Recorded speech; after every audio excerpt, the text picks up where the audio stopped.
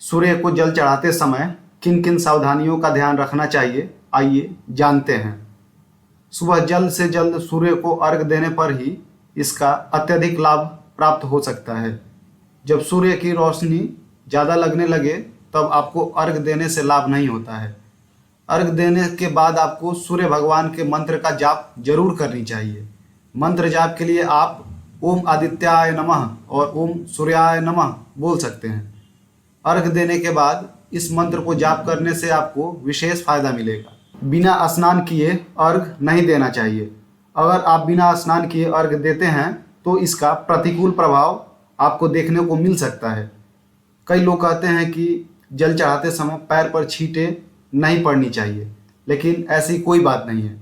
अगर जल चढ़ाते समय आपके पैर पर छींटे पड़ते हैं तो इसका कोई दोष नहीं होता है।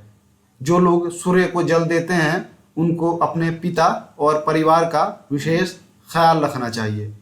सूर्य को जल चढ़ाने की विधि: अगर आप शिक्षा और एकाग्रता के लिए सूर्य को जल चढ़ा रहे हैं तो आपको जल में नीला रंग मिलाकर चढ़ाना होगा। लेकिन अगर आप स्वास्थ्य और ऊर्जा के लिए सूर्य को जल चढ़ा रहे हैं तो आपको जल में रोड़ी डालकर सूर्य को जल चढ़ाना चाहिए।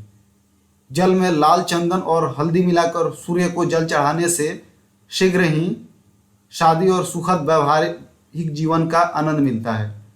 अगर आप परीक्षा या इंटरव्यू देने जा रहे हैं या फिर अपने दुश्मनों पर विजय चाहते हैं तो आपको जल में लाल गुड़हल का फूल डालकर सूर्य को अर्घ देना चाहिए। अगर किसी को पितरों की बाधा है तो ऐसे लोगों को जल में तिल और अक्षत मिलाकर जल चढ़ानी चाहिए। इससे व्यक्ति के जीवन में हर तरीके का लाभ मिलता है।